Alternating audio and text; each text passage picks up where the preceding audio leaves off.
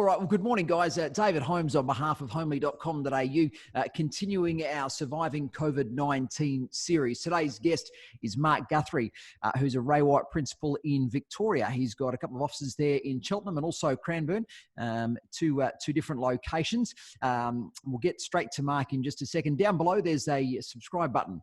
You can find all these interviews direct in your inbox and get the alerts as soon as these drop. Just by hitting that subscribe button. So make sure you do that. And also the podcasts are now available on Spotify. So just jump on and follow homely.com.au on Spotify and you'll be able to get the podcast as well. Mark, thanks for giving us a bit of your time today. No worries at all. Good morning. Mate, afternoon, sorry. Good afternoon. So yeah, mate, you've got a couple of Ray White franchises in two very different locations. They operate two very different demographics. Mate, can you give us a little bit of a synopsis, I suppose, a bit of analysis on both your offices and give us a bit of your take and a bit of your journey there, mate? Yep, no, it's all very, very welcome to it. My first office is in Cranbourne, which is I bought in 2005, so I've had that about 15 years. So that's southeast of Melbourne, is that right? Southeast? Or? Southeast. So it's about a 45k drive from the CBD, about 1 hour's drive. For those not from Melbourne, it's you drive through Cranbourne on the way to Phillip Island. Is the best way I can describe it. Down to where the animals with no knees are. Okay. Yeah, okay. Yeah, exactly right. Yeah, so it's about an hour's drive out of the CBD. It's very much a first home buyers area, investors area.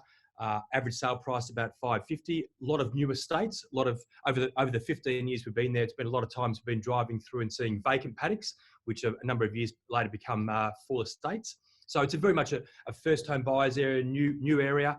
We deal with a lot of newer homes, of course, and a large amount of investors as well. Okay, all right. So that's Cranbourne, and the other office is in Cheltenham, which is a little bit closer to the city. Bayside location, about 20 k's out of the CBD, about half an hour in normal traffic. Obviously not these days. You can probably get there in about 15, 20 minutes these days. But more Bayside, average sale price closer to $1 million. And we've had that business for about 5 years now. Yeah, okay. All right. So, mate, two very different markets. What made you sort of get into those two different areas? I mean, typically you might sort of look at Cranbourne and then sort of work around maybe Pakenham or Frankston or any of those sort of areas and sort of continue the theme, but you've sort of operated in two very different areas. What's the thought around that, or how did that evolve? The Cranbourne office was an opportunity. For my house, it's about a 45-minute drive to Cranbourne. So it wasn't in my backyard. But it was an opportunity that I saw a number of years ago that I thought was going to be good growth in the years to come. And was an office that had been underperforming for a number of years. It had, I think, 3 owners in 4 years prior to me. And when I bought it with my business partner 15 years ago, we had a very, very small team. 1 salesperson, 1 property manager, about 60 properties for rent, myself and a business partner. And interestingly enough, on the morning of day 1, we sacked our property manager because she was stealing funds from the trust account. Okay. So it was an auspicious start to our business. Indeed. And an interesting process. So I think probably the one lesson I learned from that was I got involved in rentals very, very early because we had no property manager. So as of day 1, I was doing a bit of that, and one salesperson. And that salesperson's still with us. And Kate is now a shareholder in our business and one of the longest, or is the longest serving member of our team. Yeah, wow, that's awesome. And mate, so were you a salesperson originally, or did you have a real estate background? I was a so-called salesperson. I've sold 1 or 2 houses in my life, but not many. Okay. It wasn't really my forte, but I enjoyed the management side probably more so than anything else. So that was an auctioneering background and a limited sales background. Okay. When you say an auctioneering back, as in a general, as in a chattels auctions, or were you real estate auctioneer? Real estate. I spent a number of years overseas working in New Zealand as an auctioneer, predominantly. So it was a background of real estate sales. Yeah, fantastic. All right, mate, let's get into it. How has your business evolved through this? What are some of the changes? I mean, we've talked about COVID-19 and we're over the shock of it. We're sort of getting back into it and momentum starting to happen again now. But how's your business evolved? Obviously, you've got 2 locations that you're trying to move forward. And I'd imagine there's not that much crossover between Cheltenham and also Cranbourne, certainly in the markets. But you're sort of now moving those 2 buses forward. How's it evolving? It's been interesting. Obviously, they are 2 very, very. I refer to them as 2 different children. They each have their characteristics that are very, very.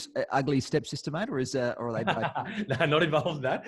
But they're 2 different businesses. Obviously, as in age, but also maturity, and also marketplaces.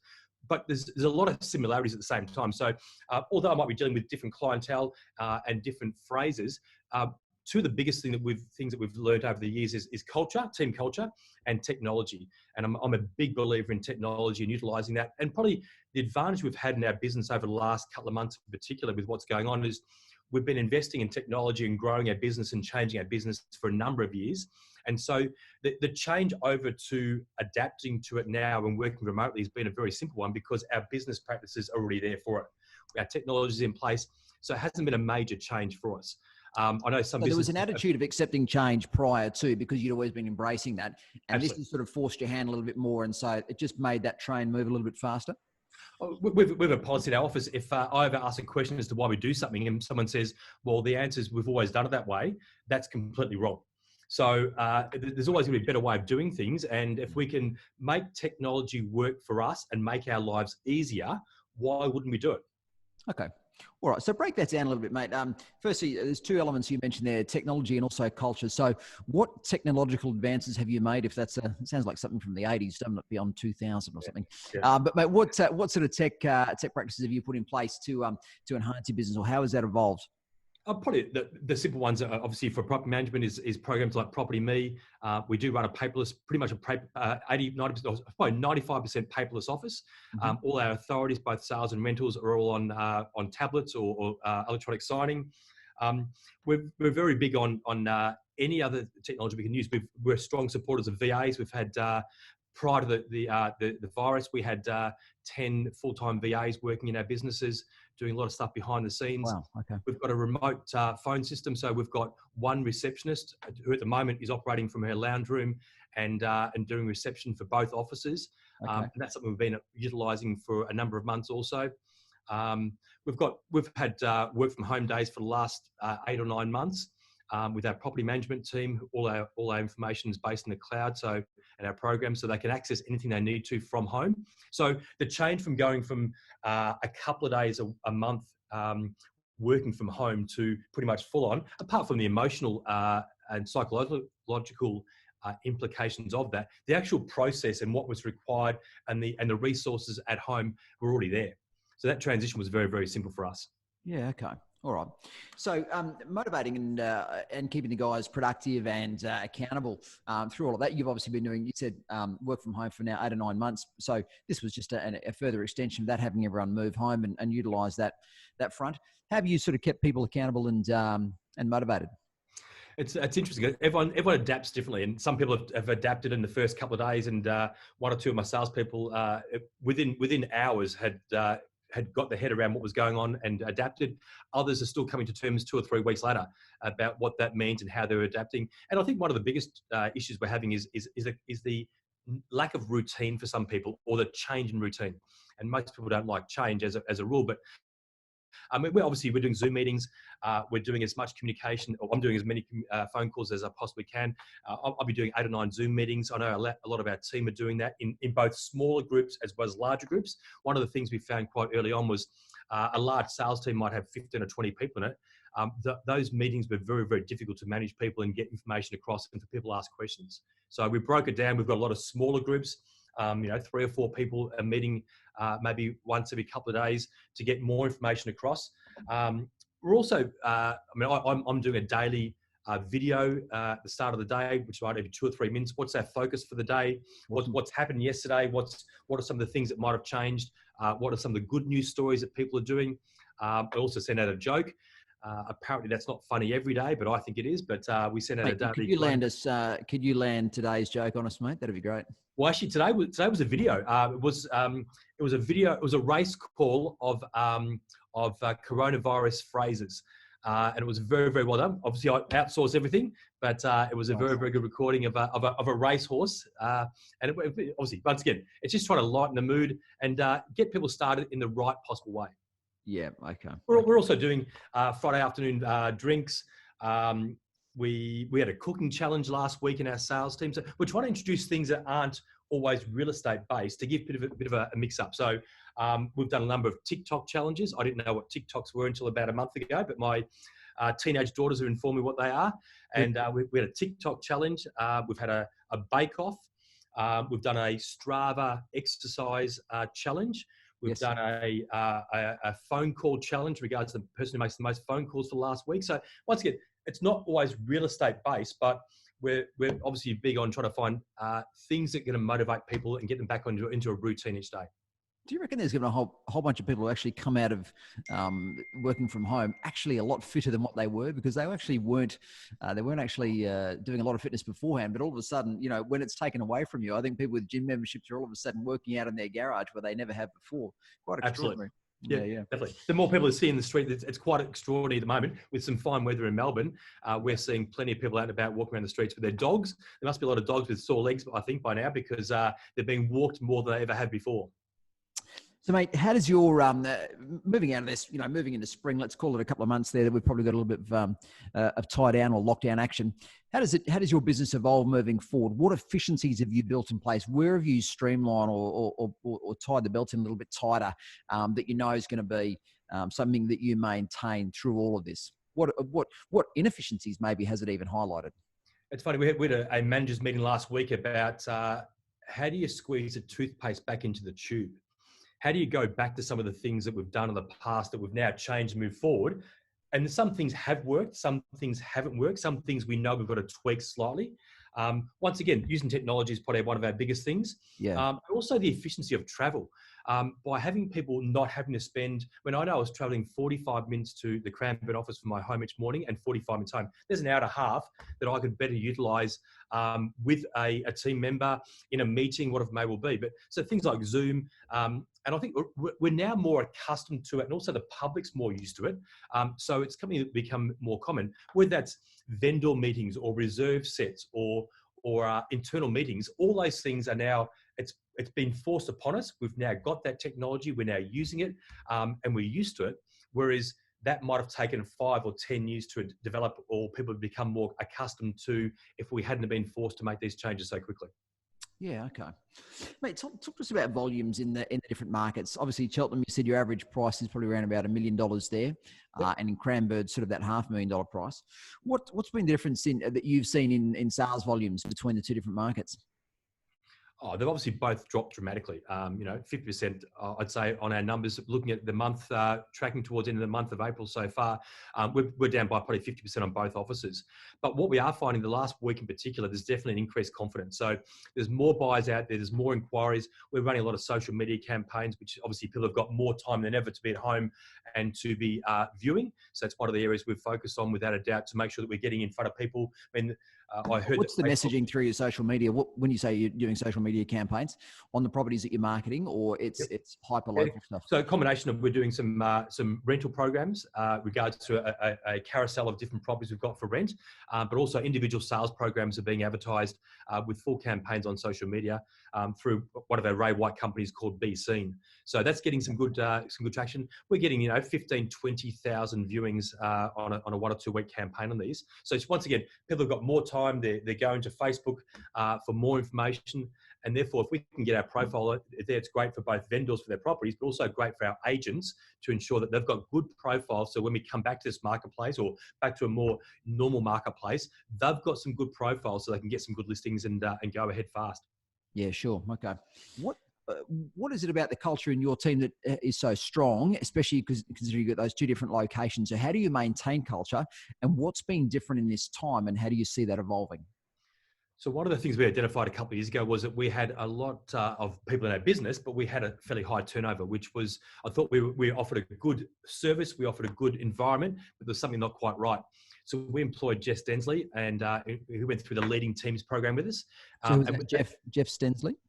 Jess Densley. Yeah. Okay. And he's gone through the Leading Teams program with us. And that's been a game changer for us in regards to having more and more people responsible for their own activities, but also becoming more managerial in the way they deal with their teammates as well. So that's been a great opportunity for us to identify people who are doing great things in our business and are living our values every single day. And we as a group, we decided on certain values, and now we live those. And we have a monthly meeting where we get together and talk about who's best lived those values, and we vote on those, and we give awards out for that as well. So that's been a real game changer for us, of people being more responsible to each other rather than directly to a manager. They're being more responsible to each other on a daily basis. we just unpack that a little bit? Have you got one employee, we can call him Mr. X or whatever, that you could sort of highlight, maybe tell us a bit of a story around how that culture management and how that coaching has changed them? Probably my most recent example is I've got a property manager who was an after-hours call. She took a phone call after hours from a neighbour saying that a property that we had a for lease board on had a light on inside the property. So at 8 o'clock at night, she left home with a partner, went to the office, collected the keys, went to the property, turned the light off, went back to the office, returned the keys, and went home. Now, in my opinion, that's taking it to the next level, and that's a great discipline in regards to what was possible. It would have been very, very easy to say, yep, that's fine, no worries, we'll sort it out tomorrow. But just going that extra mile and living our values is just a great example of some of the level of service our people are prepared to go to. All right, mate. Values, we throw around that word pretty flippantly inside of real estate, especially. What do you mean by values? What other values do you reward? Or when you say you guys are voting on those values and who's living those out and actually exemplifying that value-driven lifestyle, what are those values? Some of the values are discipline, honesty, and passion in regards to living those values every single day in every single thing we do with our clients. So whether it's being honest with ourselves and being honest with our colleagues about the fact that if you see someone doing something that's not quite right, you'll have that honest conversation to say, hey, what you said then, I don't think is a level that we live our values. That honesty between colleagues is vitally important, because as a manager, you can't be there seeing what everyone does, what everyone says. To have every member of our team have the authority to say to someone, hey, I'll be honest with you, that wasn't what we do. Or the opposite of that was, hey, that was a great comment. That was fantastic what you said to that client, and that makes a big difference. Interview. You've started talking a lot more to other Ray White officers or other people in your own brand, but you've also felt like this time's open communication lines between yourself and other brands and other officers. Can you expand on that a little bit? Look, we get a huge amount of support by our corporate office, being the Ray White corporate office, but at the same time, I think it's vitally important to find people outside of our group to give us other ideas as well. So we've got certain things about policies and procedures that Ray White are very, very strong on, which is great, but being able to talk to other people in other states even is very, very important. I was on a Zoom meeting only last week with a business coach of mine who is based in Perth. One of the members, Adam Teague from Century 21 in Adelaide, was talking about some of the great ideas he had about a rental program and offering a 1 week's rent for free for tenants who are paid up to date on their rent in the current circumstances. And that was a great program, great competition. He draws one of those per week. So to be able to talk to someone outside of our group in a different state with a different idea and different perspective was outstanding. So we do a lot of work with Ray White Norwood in Adelaide. Part of the Zoom meeting last week was some offices in New Zealand. And obviously the Ray White network's got offices throughout Australia.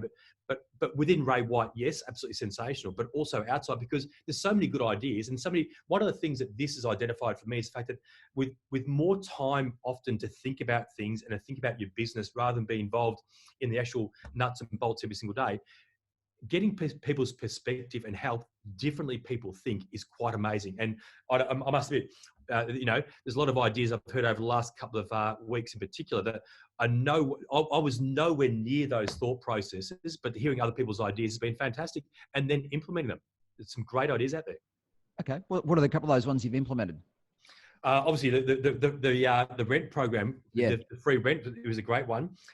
Even just things like we delivered gifts to everyone on the Thursday prior to Easter, and we hand delivered gifts to each one of our members who was living at home.